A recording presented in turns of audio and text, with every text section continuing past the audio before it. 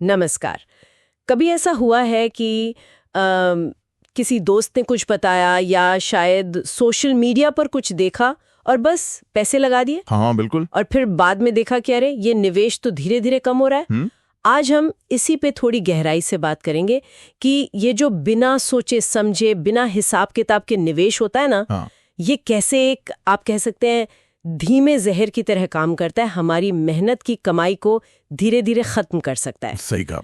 हमारी आज की चर्चा का आधार है निवेश, स्लो पॉइजन से स्मार्ट फैसले तक के कुछ विचार। जी। तो हमारा मकसद ये समझना है कि ये खतरा असल में कितना बड़ा है और हाँ, इससे बचने के लिए कुछ ठोस कुछ नए तरीके क्या हो सकते हैं। बिल्कुल। और ये चलन बहुत आम है, आपने सही कहा, खासकर भारत में, जहां कई लोग निवेश को बस जल्दी अमीर बनने का शॉर्टकट मान लेते हैं। हाँ, वो गेट रिच क्विक वाली सोच। वही, मतलब लोग अक्सर ये नहीं सोचते कि भाई जोखिम कितना है, रिटर्न कितना मिल सकता है, या पैसा लगाना कितने समय के लिए है। बस लगा देते हैं। हाँ, बस लगा देते हैं। और इसे धीमा जहर शायद इसीलिए कहते हैं क्योंकि शुरुआत में नुकसान पता नहीं चलता, छोटा लगता है। अच्छा। हाँ, लेकिन वक्त के साथ धीरे धीरे यह आपकी पूरी संपत्ति पर काफी बड़ा असर डाल सकता है और पता भी नहीं चलता। असल जहर सिर्फ पैसा खोना नहीं है, बल्कि वो ग्रोथ, वो कमाई खोना है जो सही सोचे समझे निवेश से हो सकती थी। अपॉर्चुनिटी कॉस्ट जिसे कहते हैं। तो ये धीमा जहर वाली बात थोड़ी डराने वाली है। ये असल में काम कैसे करता है? मतलब लोग इसमें फंसते क्यों हैं? क्या कारण है इसके पीछे? देखिए, इसके पीछे ना कई वजह है।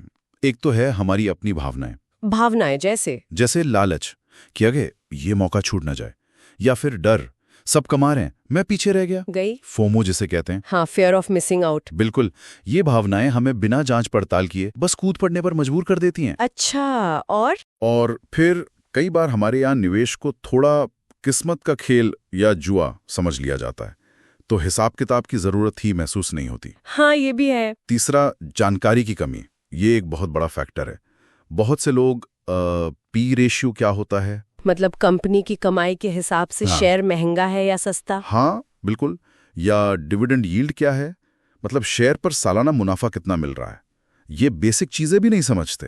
और आजकल तो सोशल मीडिया है, दोस्त हैं, कहीं से कोई टिप मिल गई, कोई हाइप चल रही है, हाँ, उस पर भरोसा कर लेना बहुत आसान हो गया है। बहुत आसान। तो ये सब छोटी छोटी गलतियां, या कह लें बिना सोचे समझे लिए गए फैसले, ये मिलकर लंबे समय में एक बड़ा नुकसान खड़ा कर देते हैं। ये सुनकर तो लगता है कि अनजाने में ही सही काफी लोग ये जोखिम उठा रहे हैं।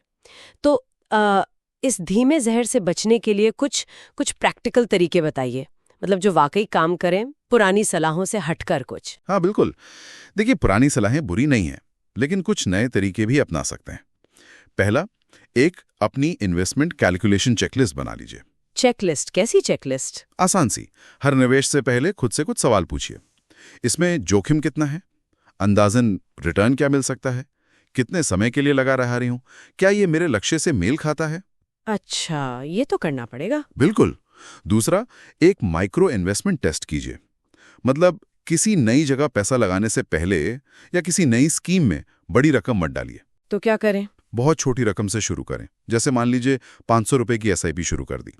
6 महीने तक देखिए उसका प्रदर्शन कैसा है। हाँ, इससे रिस्क कम रहेगा। रिस्क बहुत कम रहेगा और आपको सीखने को मिलेगा कि वो चीज काम कैसे करती है बिना बड़ा नुकसान उठाए। सही है। और तीसरा, एक इमोशनल इन्वेस्टमेंट ब्रेकर का इस्तेमाल करें। Emotional breaker? ये क्या है? मतलब जब भी किसी टिप या हाइप या किसी के कहने पर निवेश करने का बहुत तेज मन करे, तो एकदम से मत कीजिए। 48 घंटे रुकिए। 48 घंटे? क्यों? ये ब्रेक आपको उस फोमो से बचाता है, उस जल्दबाजी से बचाता है। इस 48 घंटे में आप थोड़ी शांति से रिसर्च कर सकते हैं। स्टॉक है तो उसका पीई रेशियो देख लिया, फंड है तो उसका 5 साल का रिटर्न जांच लिया। ये अच्छा है, थोड़ा रिलैक्स होने का वक्त मिल जाता है। बिल्कुल। और चौथा, एक गोल लिंक्ड इन्वेस्टमेंट प्लान बनाइए।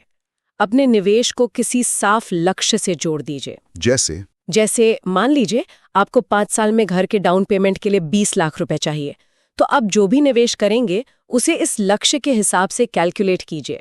एसआईपी कैलकुलेटर्स आते हैं ऑनलाइन, उनका इस्तेमाल कीजिए। अच्छा, तो लक्ष्य साफ होगा तो शायद निवेश भी सोच समझ कर होगा। बिल्कुल, पता रहेगा कि कहाँ पहुंचना है और कितना रिटर्न चाहिए। लोग फिर भी कौन सी आम गलतियां कर बैठते हैं? हाँ, देखिए सवाल बहुत अच्छा है। अपनाना अनुशासन मांगता है, ये सच है। और आम गलतियां वो फिर भी होती हैं। जैसे वही हाइप के पीछे भागना। किसी ने व्हाट्सएप ग्रुप पर कुछ कह दिया या कहीं सुन लिया और लगा दिए पैसे, बिना ये जाने के पैसा जा कहाँ रहा है, कंपनी करती क्या है। हाँ, ये तो बहुत होता है। और जोखिम को नजरअंदाज करना या उसे कम आंकना। सोचते हैं अरे क्या होगा, लेकिन वो छोटा छोटा रिस्क जमा होता रहता है। फिर भावनाओं में बहकर फैसले लेना, खासकर लालच या डर। बाजार चढ़ रहा है तो लालच में और पैसा लगा दिया, गिर रहा है तो डर के मारे बेच दिया, बिना कैलकुलेशन के। और एक और बड़ी गलती, निवेश करके भूल जाना। मतलब नियमित रूप से देखना ही नहीं कि वो कैसा परफॉर्म कर रहा है। अच्छा, उसे ट्रैक ना करना। हाँ, सोचिए किसी ने बस हवा में 10,000 रुपए लगाए और वो निवेश सालाना 5% गंवा रहा है। दूसरी तरफ किसी ने हिसाब लगाकर ऐसी जगह लगाए जहां 12% सालाना मिल रहा है। तो 10 साल बाद पहले वाले के पास शायद 6,000 रुपए से भी कम बचेंगे और दूसरे वाले के पास लगभग 31,000 रुपए हो जाएंगे। अरे बाप रे! यही है धीमे जहर का असर। पता नहीं चलता लेकिन लंबे समय में बहुत बड़ा फर्क पैदा कर देता है। तो कुल मिलाकर सार यही निकलता है कि ये जो बिना गणना के निवेश हैं, ये वाकई धीरे धीरे आपकी वित्तीय सेहत को नुकसान पहुंचा सकता है। हाँ, रास्ता तो यही है कि सोच समझकर, हिसाब किताब लगाकर ही आगे बढ़ा जाए। बिल्कुल।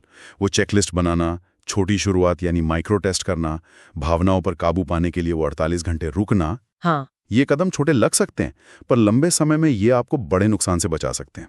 याद रखिए, समझदारी भरा निवेश हमेशा गणना से शुरू होता है, अफवाहों या बाजार के शोर से नहीं। और शायद पहला कदम आज ही उठाया जा सकता है, हाँ, है ना? बिल्कुल। हो सकता है कि निवेश की कोई एक बेसिक बात सीखने के लिए बस 10 मिनट निकालना, या अपनी जो मौजूदा निवेश सूची है उसे ही एक बार इस कैलकुलेशन चेकलिस्ट की नज़र से देखना।